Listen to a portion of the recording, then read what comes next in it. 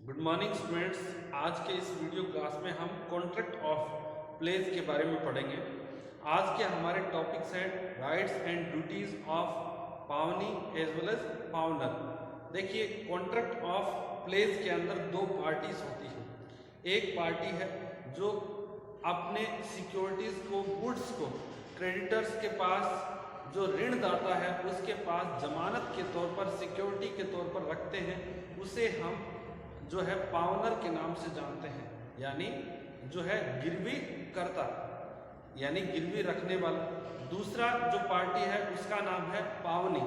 पावनी यानी जो व्यक्ति जो है लोन प्रोवाइड करता है और पावनर के से जो है जमानत के तौर पर सिक्योरिटी या कोई गुड्स है वो प्राप्त करता है, तो उसे हम पावनी के नाम से जानते हैं। यानी जो गिरवी ग्राही। ठीक है ना।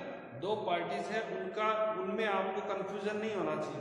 यदि फिर भी कंफ्यूजन है किसी प्रकार का, तो आप लास्ट वीडियो को देख सकते हैं और उसके अंदर ये समझ सकते हैं डिटेल से कि कॉन्ट्रैक्ट ऑफ प्लेस क्या होता है और पावनर किसे कहते हैं, पावनी किसे कहते हैं, कॉन्ट्रैक्ट ऑफ प्लेस के कैरेक्टरिस्टिक्स क्या है।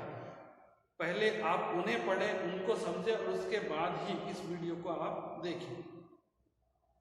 तो सबसे पहले हम शुरू करते हैं ड्यूटीज ऑफ पावनी। ठीक है, पावनी के ड्यूटीज, उसके बाद हम जो राइट्स पढ़ेंगे, फिर इसके बाद जो पावनर है उसके ड्यूटीज एंड राइट्स पढ़ेंगे। तो ड्यूटीज ऑफ पावनी के अंदर फर्स्ट है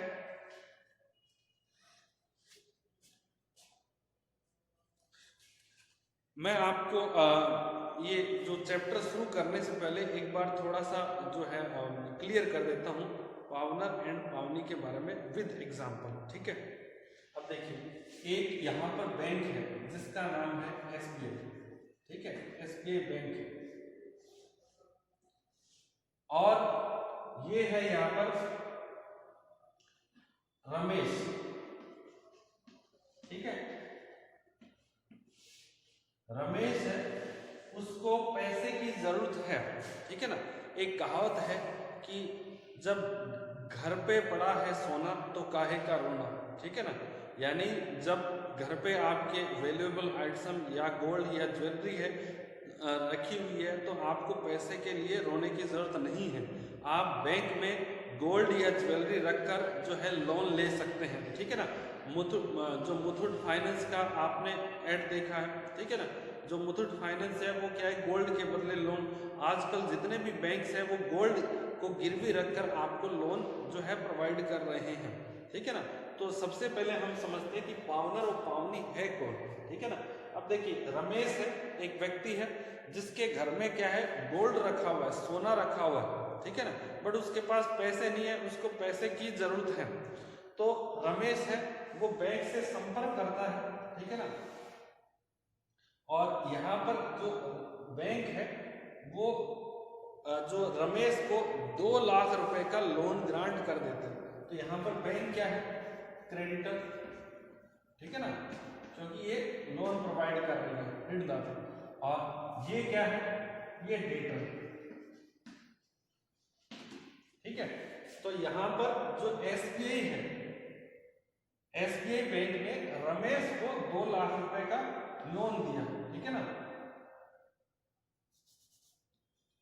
granted loan of rupees 2 lakh. ठीक है। अब देखिए, एसबीआई बैंक ने रमेश को 2 लाख रुपए का लोन दिया। ठीक है। अब रमेश है, रमेश ने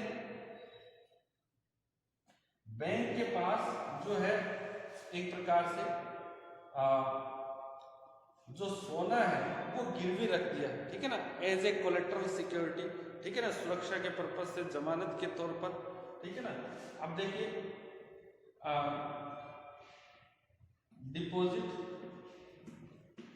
डिपॉजिटेड गोल्ड एज सिक्योरिटी। ठीक है। एसबीआई बैंक ने रमेश को लोन दिया 2 लाख रुपए का और रमेश ने उस लोन के बदले जो जमानत के तौर पर जो है बैंक के पास जो सोना है वो गिरवी रख दिया। ठीक है, तो यहाँ पर देखिए जो रमेश है वो क्या कहलाएगा, रमेश कहलाएगा पावनर, पावनर यानी गिरवी करता। ठीक है ना, और जो एसबीआई है, ठीक है ना, ये रमेश के द्वारा जो सोना रखा गया उसको एक्सेप्ट कर रहा है, इसलिए एसबीआई जो बैंक है उसको हम कहेंगे पावनी। ठीक है ना, गिरवी ग्राही। तो ये कंफ्यूजन नहीं रहना चाहिए आपको कि हम पावनी किसे कहते हैं, पावनर किसे कहते हैं। ठीक है ना, आपको लोन की जरूरत है, बैंक में गए, आपने लोन लिया और उसके बदले सोना रखा, तो आपको हम कहेंगे पावनर और बैंक को कहेंगे पावनी। ठीक है ना, ये वैसा ही है जैसा कॉन्ट्रैक्ट ऑफ बेलमेंट में आपने पढ़ा है। ठीक है ना, जो व्यक्ति गुड्स डिलीवर कर रहा है उसे हम बेलर कहते हैं और जो गुड्स को डिलीवरी को एक्सेप्ट कर रहा है उसको हम बेली कहते हैं। तो उसी प्रकार पावनर और पावनी है वो वर्क करते हैं। ठीक है, okay.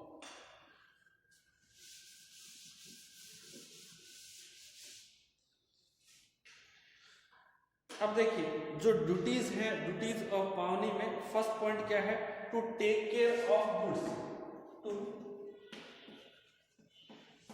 Take care of goods.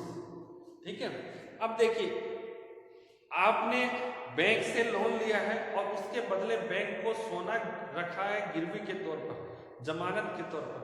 तो देखिए बैंक का ये जिम्मेदारी है, बैंक क्या हो जाएगी यहाँ पर पावनी। तो बैंक का ये ड्यूटी है, रिस्पॉन्सिबिलिटी है कि वो आपकी ज्वेलरी या आपके गोल्ड की सुरक्षा करे। ठीक है ना, यानी जो भी प्रयास एक समझदार व्यक्ति, सामान्य बुद्धि वाला व्यक्ति करता है, वो सभी प्रयास है वो बैंक के द्वारा किए जाने चाहिए, ताकि जो जमानत के तौर पर जो वैल्यूएबल्स या जो असेट्स है, कमोडिटी है, सिक्योरिटी है, गुड्स है, जो भी रखी गई है वो है उसको सुरक्षा दी जा सके। ठीक है, पहला काम है to take care of goods. Next है to obey the terms of contract, to obey the terms of contract, to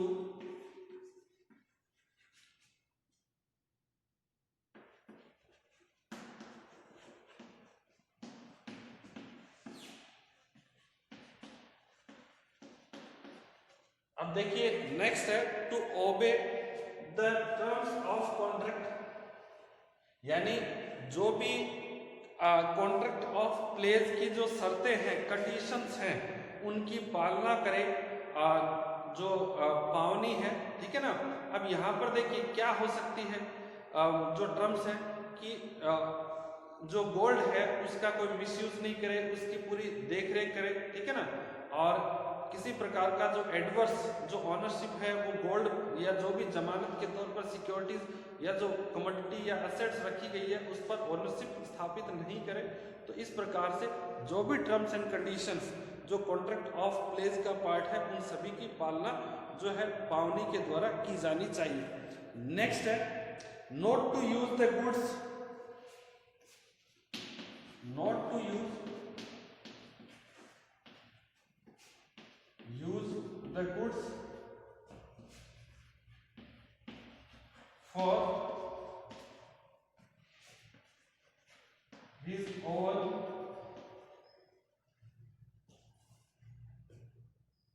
अब देखिए एक बात ये ध्यान रखना है, मैं एग्जाम्पल के साथ आपको बता रहा हूँ। जैसे आपने बैंक से लोन लिया, एसबीआई बैंक से 5 लाख रुपए का, उसके बदले सोना रखा है, गोल्ड रखा है, ज्वेलरी रखा है बैंक के अंदर। अब देखिए जो बैंक क्या है उस ज्वेलरी को अपने पास रख सकता है बट उसका यूज नहीं ले सकता। ठीक है ना, बेलमेंट में यूज किया जा सकता है। तो ऐसा नहीं कि जो मैनेजर है वो अपनी वाइफ को वह ज्वेलरी पहनने के लिए दे दे, ऐसा नहीं हो सकता।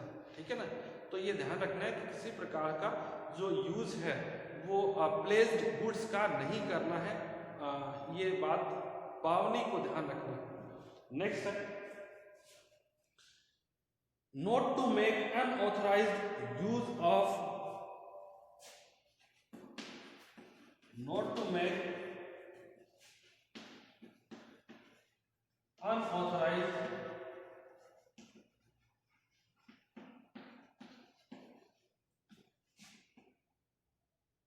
use of placed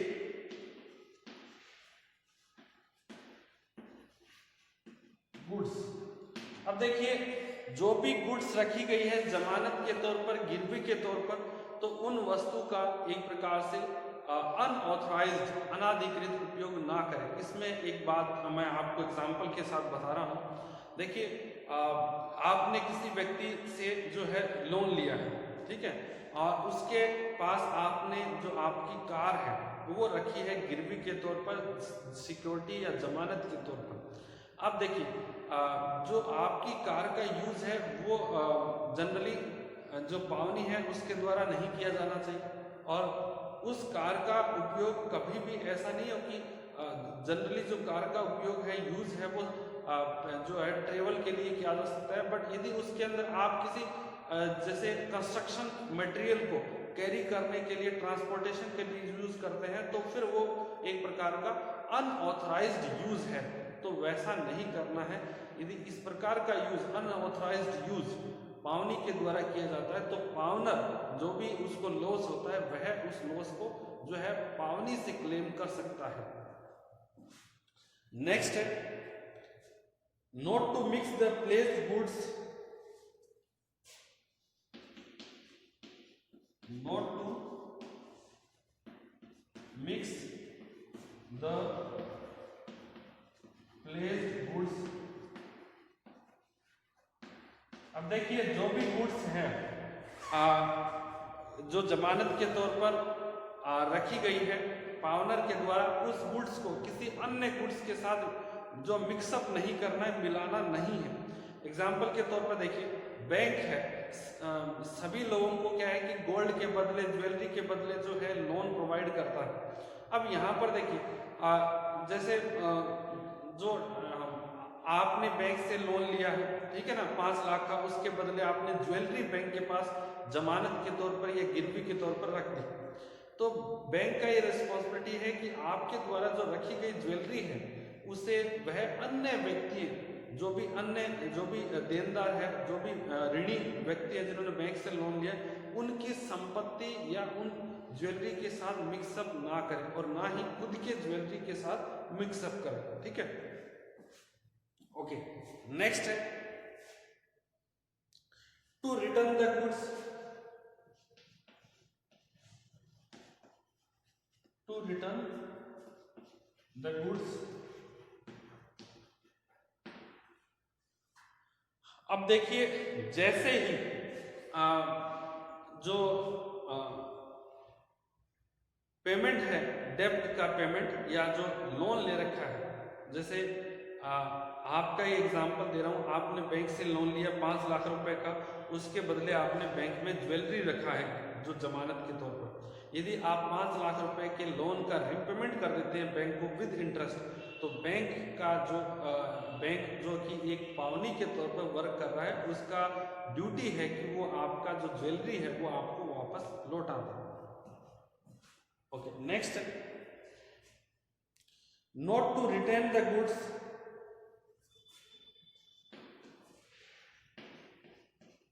not to retain the goods, not to retain the goods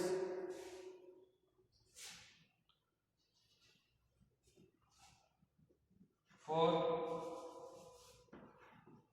abnormal expenses। अब देखिए, एक बात ये भी ध्यान रखना है कि जो बैंक है वो किसी जो है असामान्य जो भी खर्चे उसने किए हैं, उन सभी खर्चों के लिए जो पावनर है उसके असेट्स को रोककर नहीं रख सकता, और ना ही उसे रोकना चाहिए, ठीक है। यदि कई बार क्या है, कुछ जैसे पूरा लोन का जो है रीपेमेंट कर दिया, इंटरेस्ट का रीपेमेंट कर दिया, कुछ एक्सपेंसेस हैं वो अभी बकाया है जिनका रीपेमेंट नहीं किया गया, लेकिन एक प्रकार से वो नाम मात्र के एक्सपेंसेस हैं।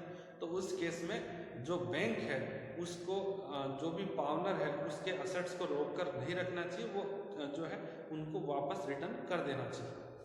ओके, नेक्स्ट है to return the additional receipts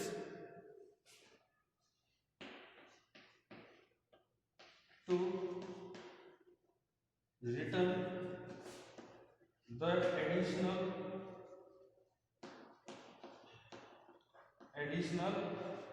receipts। ये बहुत इंपॉर्टेंट है। जैसे कॉन्ट्रैक्ट ऑफ बेलमेंट के अंदर जो बेली है उसका ड्यूटी यही था कि जो भी बेल्ड गुड्स है उसमें कोई एडिशन हुआ है, कोई इंक्रीमेंट हुआ है, तो उस इंक्रीमेंट को, एडिशंस को बेलर को वापस जो बेल्ड गुड्स के साथ रिटर्न कर दें। ठीक है ना। तो यहाँ पर क्या है, जैसे मैं एक एग्जांपल बता रहा हूँ कि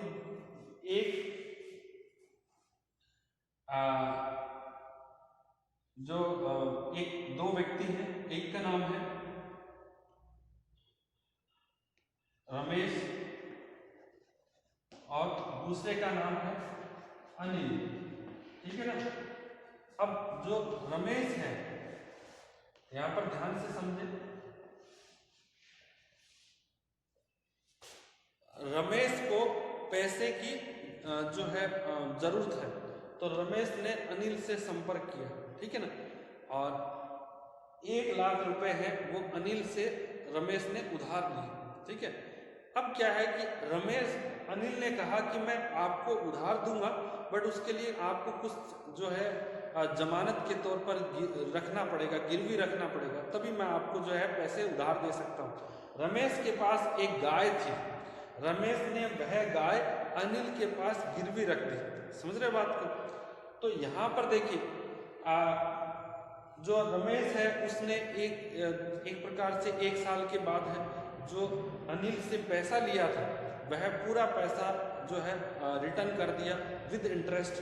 तो अब अनिल का ड्यूटी क्या है, अनिल जो गाय उसने रमेश से प्राप्त की थी उस गाय को वापस रिटर्न करे। अब क्या हुआ, उस गाय ने मीनवाइल जो है एक काफ या बछड़े को जन्म दिया। तो देखिए जो गाय और बछड़े पे जो पूरा अधिकार है वो रमेश का है, ना कि अनिल का है। ठीक है ना। क्योंकि अनिल का जो भी पेमेंट था वह अनिल को मिल चुका है। ठीक है ना, विद इंटरेस्ट। अब जो गुड्स है जिसको कोलेटरल सिक्योरिटी या जमानत के तौर पर रखा गया है उसको कंप्लीटली है जो है अनिल के द्वारा रमेश को रिटर्न किया जाना है। इस प्रकार से यदि कोई एडिशन होता है, ठीक है ना, प्लेस्ड गुड्स के अंदर, तो उस एडिशन को प्राप्त करने का जो राइट्स है वो जो पावनर है उसका राइट्स है, और ड्यूटी है उस इंक्रीमेंट को या उस एडिशन को जो है डिलीवर करने का वो पावनी का है। नेक्स्ट हम बात करते हैं not to purchase the goods placed, not to purchase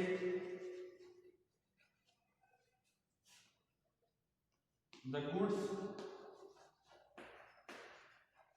placed. अब देखिए ये बहुत इंपॉर्टेंट है कि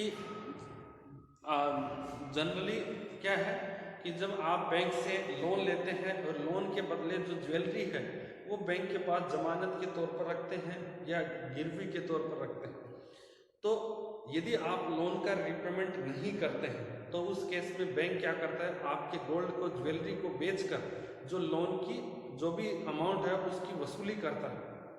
अब उस केस में एक बात ध्यान रखना है कि बैंक के द्वारा या बैंक के जो एम्प्लॉयज के द्वारा है वह गोल्ड स्वयं नहीं खरीदा जाता। ठीक है ना। अब जब आप लोन का रीपेमेंट नहीं करेंगे तो बैंक डेफिनेटली है जो भी सिक्योरिटी जमानत के तौर पर रखी गई है उसको सेल करके उसकी रिकवरी करेगा। बट उस केस में बैंक को खुद को वह जो भी प्लेस्ड गुड्स है या जो सोना है, ज्वेलरी है, उसको खुद नहीं खरीदना चाहिए, ओपन मार्केट में उसको बेचना चाहिए, ताकि किसी प्रकार का जो एक प्रकार से जो ब्लेम है वो कि कम प्राइस में बेचा है, ठीक है। इस प्रकार के जो ब्लेम है वो बैंक पर जो है नहीं लगे या पावनी पे नहीं लगे।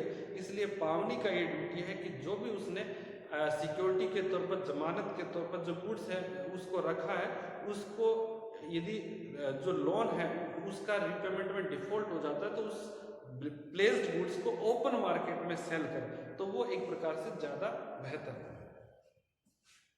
अदरवाइज क्या है, डिस्प्यूट होने की संभावना बढ़ जाती है। नेक्स्ट पॉइंट्स की हम बात करते हैं।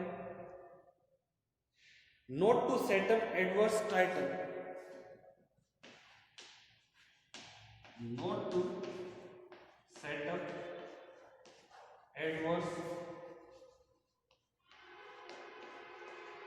टाइटल।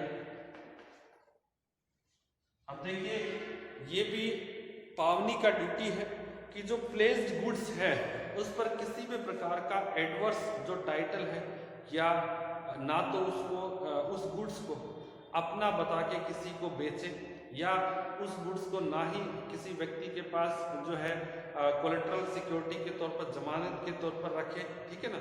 तो इस प्रकार के जो बातें ध्यान रखना है कि किसी प्रकार का एडवर्स जो टाइटल है वो स्थापित नहीं करना है, क्योंकि गुड्स पर जो ओनरशिप है वो पावनर का है, ठीक है ना। और यदि पावनर लोन के रिपेमेंट में डिफॉल्ट करता है तो पावनी उस गुड्स को या एसेट्स को ओपन मार्केट में सेल करके जो है उस लोन के अमाउंट का जो है रिकवरी कर सकता है। नेक्स्ट है to indemnify the pawnor. To indemnify the pawnor.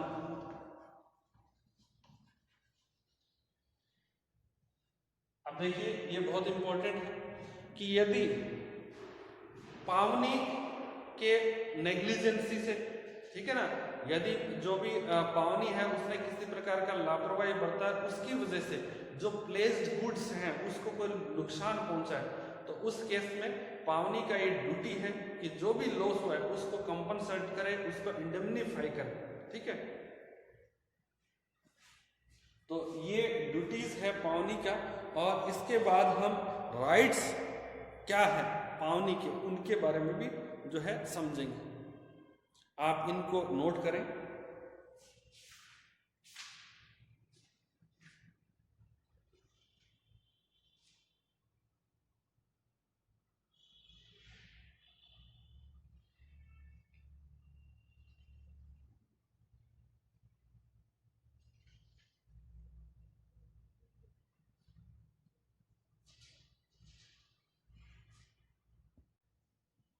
अब हम जो पावनी है उसके राइट्स क्या हैं उनके बारे में पढ़ेंगे। फर्स्ट है राइट टू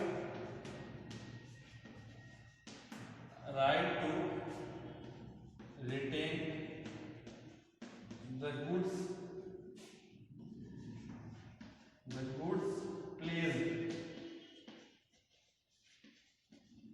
अब देखिए, जो पावनी है, यदि उसको जो उसने लोन दिया है, यदि लोन का कंप्लीटली जो रीपेमेंट या जो भुगतान है वो प्राप्त नहीं होता, या उस पर किसी प्रकार का जो इंटरेस्ट है उसका रीपेमेंट प्राप्त नहीं होता है, तो उस केस में या कोई एडिशनल एक्सपेंसेस किए हैं वो एक्सपेंसेस है वो प्राप्त नहीं होते हैं, तो फिर जो पावनी है वह उस गुड्स को अपने पास रोक कर रख सकता है, रिटेन कर सकता है, ठीक है ना, जब तक कि उसका कंप्लीट पेमेंट है वो उसे प्राप्त नहीं हो जाता। नेक्स्ट पॉइंट है पर्टिकुलर लीन।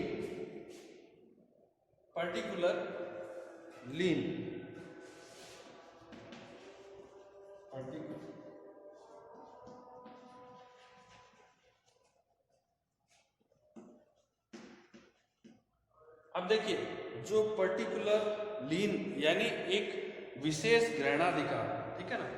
पर्टिकुलर लीन का मतलब क्या है कि केवल जो पावनी है वह उस वस्तु को ही रोक कर रख सकता है जिस वस्तु को जमानत के तौर पर रखा गया है। यदि पावनर के द्वारा जो लोन का रिपेमेंट नहीं किया जाता है या इंटरेस्ट का रिपेमेंट नहीं किया जाता, तो देखिए वह तब तक उसको रोक कर रख सकता है, ठीक है ना। और यदि उसके बाद भी जो है जो इन्फॉर्म करने के बाद भी जो पावनर जो लोन का रिपेमेंट नहीं करता है, अगेन एंड अगेन डिफॉल्ट करता है, तो उस केस में जो पावनी का ये राइट है कि वह उस गुड्स को, जो प्लेस्ड गुड्स है, उसको सेल करके और अपने जो भी क्लेम है उनको सेटल कर सकता है। नेक्स्ट है right to get extraordinary expenses.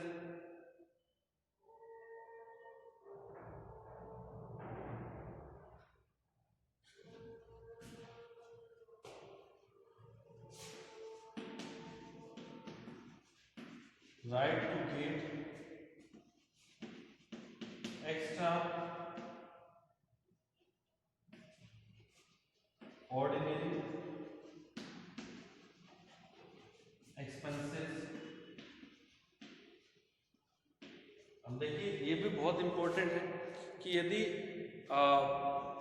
जो पावनी है उसने प्लेस्ड गुड्स से संबंधित कोई एडिशनल एक्सपेंसेस यदि उस पर किया है, उसको सिक्योर बनाने के लिए, उसकी सेफ्टी के लिए, ठीक है ना, तो और वह expenses as per the terms of contract of place जो है पावनर है उससे रिकवर किया जाना है, तो उस केस में ये राइट है पावनी का कि वह उन एक्सपेंसेस को पावनर से जो है रिकवर कर सकता है। लेकिन एक बात ध्यान रखना है कि उन एक्स्ट्रा ऑर्डिनरी एक्सपेंसेस के कारण पावनी कभी भी जो पावनर के या जो प्लेस्ड गुड्स है उसको रोक कर नहीं रख सकता, रिटेन करके नहीं रख सकता। हाँ, क्लेम करने का उसके पास राइट है। रिटेन करके प्लेस्ड गुड्स को तभी रख सकता है जब लोन का रिपेमेंट नहीं हुआ है और ना ही उस पर ब्याज है उसका रिपेमेंट हुआ है। ओके, नेक्स्ट है गुड टाइटल।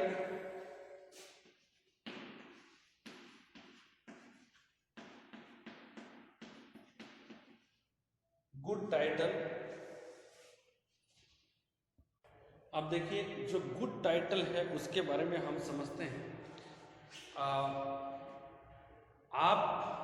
आपने और कोई जो ज्वेलरी है वो किसी व्यक्ति को डराकर धमकाकर आपने वो परचेज कर ली उससे, ठीक है ना, और एक प्रकार से कम कीमत पर, ठीक है, किसी शॉप के ओनर से आपने उसको डराया और धमकाया, ठीक है, उसको थ्रेटन किया। अब देखिए ये एक प्रकार से ये जो कॉन्ट्रैक्ट है ये वॉइडेबल कॉन्ट्रैक्ट है। यदि जो शॉप ओनर है यदि चाहे तो इस कॉन्ट्रैक्ट को जो वॉइडेबल डिक्लेयर करवा सकता है, राइट, बट उसने ऐसा नहीं किया, ठीक है। जो आपने परचेज किया है गोल्ड या ज्वेलरी जो शॉप ओनर से, उसको थ्रेटन करके या उसको डराकर धमकाकर किसी भी प्रकार से, ठीक है ना, एक प्रकार से जो शॉप ओनर है उसका फ्री कंसेंट नहीं था लेकिन आपने वो उसके विदाउट फ्री कंसेंट आपने उससे परचेज कर ली। अब ये ऑप्शन है, ये विकल्प है शॉप ओनर के पास, वो चाहे तो इस कॉन्ट्रैक्ट को कैंसिल करवा सकता है, नल डिक्लेयर करवा सकता है, वॉइडेबल डिक्लेयर करवा सकता है, बट उसने नहीं किया। और आप क्या करते हैं, उस गोल्ड को खरीदने के बाद बैंक के पास गिरवी रख देते हैं और बैंक से लोन ले लेते हैं।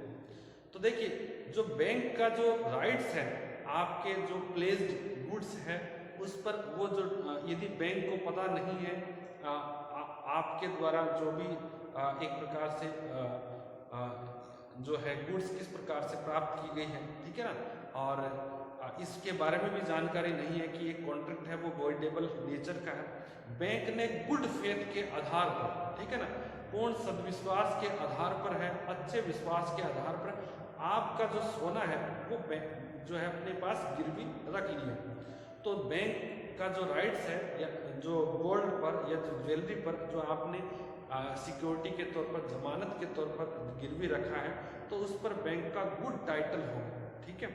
परंतु यदि बैंक को जानकारी है कि आपने वह सोना किसी व्यक्ति को डरा के धमका के कम कीमत पर परचेज किया है और इसके बावजूद बैंक उस गोल्ड को अपने पास जमानत के तौर पर रख लेता है, तो फिर इस प्रकार जो ये कॉन्ट्रैक्ट ऑफ प्लेस है, इसमें जो प्लेस्ड गुड्स है उस पर गुड टाइटल नहीं कहलाएगा बैंक का। ठीक है, ये बात आपको ध्यान रखनी है। यानी जो पावन एक प्रकार से पावनी है, उसको उसका जो राइट्स है प्लेस्ड गुड्स पर, वो क्या गुड टाइटल है, गुड राइट है या नहीं है, इसको समझने के लिए ये देखना जरूरी है कि जो भी किस प्रकार से जो पावनर है उसने गुड्स है वो जो पावनी के पास गिरवी रखी है, और यदि पावनी ने उस गुड्स को गुड फेथ के आधार पर प्राप्त किया है तो उसका टाइटल भी क्या कहलाएगा, जो है गुड टाइटल कहलाएगा। ठीक है, एक अच्छा स्वामित्व। ठीक है ना। और ऐसे में जब यदि किसी प्रकार का डिफॉल्ट पावनर के द्वारा किया जाता है तो पावनी उस गुड्स को सेल करके जो है अपने लोन के अमाउंट को रिकवर कर सकता है। ओके, नेक्स्ट पॉइंट है right where pawnor make default. Right where pawnor make default.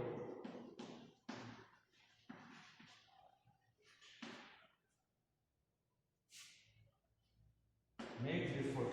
अब देखिए, यदि पावनर डिफॉल्ट करता है अपने प्रॉमिस को पूरा करने से या डेब्ट के रीपेमेंट के लिए, तो उस केस में पावनी क्या कर सकता है, देखते हैं। फर्स्ट राइट है right to bring a suit.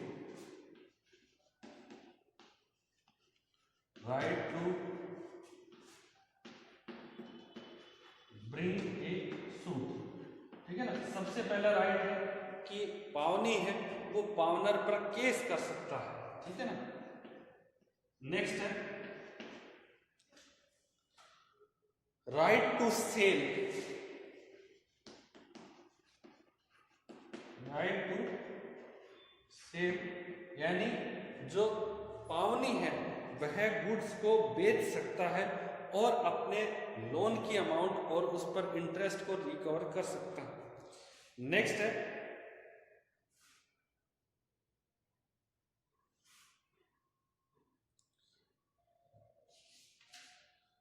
अब देखिए, जो इन पॉइंट्स को समझना जरूरी है। आपने बैंक से 5 लाख रुपए का लोन लिया है और उसके बदले कुछ सोना है या ज्वेलरी है वो बैंक में गिरवी रख दिया। अब यदि आप लोन का रीपेमेंट नहीं करते हैं, ठीक है ना, 5 लाख का जो प्रिंसिपल अमाउंट है और एक प्रकार से जो लोन है वो उस लोन पर जो ब्याज है वो 1 लाख रुपए, टोटल 6 लाख रुपीस हो गया। ठीक है ना। अब यहाँ पर एक बात समझना, आप यदि लोन का रीपेमेंट नहीं करते तो बैंक क्या करेगा, जो आपने ज्वेलरी रखा है, ज्वेलरी या गोल्ड रखा है बैंक में, बैंक उसको बेचकर अपने पैसे की रिकवरी कर सकता है। अब देखिए, एक अज्यूम करते हैं हम, लोन का जो टोटल जो रीपेमेंट है वो 6 लाख रुपीस का किया जाना है और आपने डिफॉल्ट कर दिया और बैंक अब आपके जो ज्वेलरी को बेचता है उससे उसके बदले 4 लाख रुपीस प्राप्त होते हैं। ठीक है ना, ज्वेलरी को बेचने से, तो अभी भी बैंक आपसे 2 लाख रुपए की और वसूली कर सकता है, ये उसके पास अधिकार है। ठीक है ना। और यदि बैंक उस ज्वेलरी को सेल करता है उससे उसके 10 लाख रुपीस प्राप्त होते हैं, तो उस केस में बैंक अपने 6 लाख रुपए काट कर और जो बाकी जो अमाउंट है जो 4 लाख रुपीस वो आपको रिटर्न करेगा। तो इस प्रकार से ये पावनी का राइट है कि जब भी पावनर के द्वारा डिफॉल्ट किया जाता है तो उस केस में पावनी प्लेस्ड गुड्स को सेल कर सकता है, अपना अमाउंट है वो रिकवर कर सकता है। यदि जो भी गुड्स को सेल करने से जो एक प्रकार से जो भी उसको मनी प्राप्त हुआ है, धन प्राप्त हुआ है, यदि वह लोन की अमाउंट से जो कम है तो उस केस में बैंक के पास ये राइट्स है या पावनी के पास ये राइट्स है कि वो एडिशनल जो रिमेनिंग जो पार्ट है लोन का जो अभी रिकवर नहीं हुआ है प्लेस्ड गुड्स को सेल करने के कारण, तो उसको जो है पावनर से रिकवर कर सकता है, ठीक है ना। या उतने जब तक पावनर के द्वारा जो लोन का कंप्लीटली रीपेमेंट नहीं किया जाता तब तक उस गुड्स को रिटेन करके रख सकता है कोलेटरल सिक्योरिटी के तौर पर, जमानत के तौर पर, ठीक है। नेक्स्ट हम बात करते हैं राइट ऑफ इंडेमनिफिकेशन।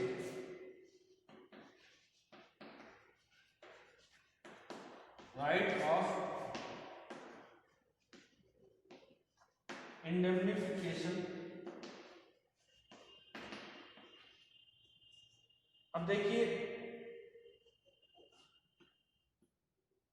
एक राइट ये भी है पावनी के पास, यदि पावनर ने जो भी गुड्स प्लेस्ड किया है उसके संबंध में कोई एक प्रकार से कोई महत्वपूर्ण बात थी जो बतानी जरूरी थी पावनी को, लेकिन पावनर ने उस बात का डिस्क्लोज नहीं किया, उसको प्रकट नहीं किया, उसकी वजह से पावनी को नुकसान हुआ है, लॉस हुआ है, तो उस केस में क्या होगा कि जो भी एक्सपेंसेस हुए हैं पावनी के, वो सभी एक्सपेंसेस का रीपेमेंट है, रिम्बर्समेंट है, वो पावनर के द्वारा किया जाएगा, ठीक है ना। एग्जाम्पल के द्वारा समझते हैं।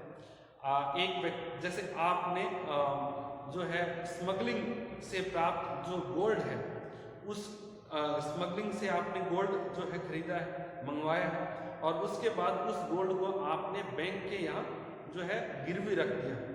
अब जो भी इन्वेस्टिगेशन एजेंसीज हैं, उसने कस्टम विभाग है, उसने जांच किया और पता चला कि जो बैंक के पास जो सोना रखा गया वह स्मगलिंग से खरीदा गया है, तो उस केस में जो गोल्ड है उस या जो बैंक है उसको इन्वेस्टिगेशन एजेंसी को जो भी कोऑपरेट करना पड़ता है। उस केस में जो भी एक्सपेंसेस जो है यदि बैंक पर या जो भी कोई चार्जेस बैंक पर जो इन्वेस्टिगेशन एजेंसी के द्वारा लगाया जाता है, तो उस देखिए उस जो चार्जेस को, जो उस पेनल्टी को, ठीक है ना, जो है बैंक जो भी पावनर है उससे प्राप्त कर सकता है, क्योंकि ये जानकारी पावनर की ये ड्यूटी है, रिस्पॉन्सिबिलिटी है कि जो भी प्लेस्ड गुड्स को प्लेस कर रहा है पावनर, उसके संबंध में जो भी मटेरियल फैक्ट है, महत्वपूर्ण जानकारी है, उनके वो जानकारी पावनी को प्रकट करे, उनको बताए, ताकि कोई जो पावनी है वो एक प्रकार से कंप्लीट अंडरस्टैंडिंग के साथ कॉन्ट्रैक्ट ऑफ प्लेस में एंटर कर सके। तो ये राइट्स एंड ड्यूटीज ऑफ पावनी है, और नेक्स्ट वीडियो में हम जो पावनर है उसके क्या राइट्स एंड ड्यूटीज हैं वो पढ़ेंगे। तो आज के लिए इतना ही। Thank you so much.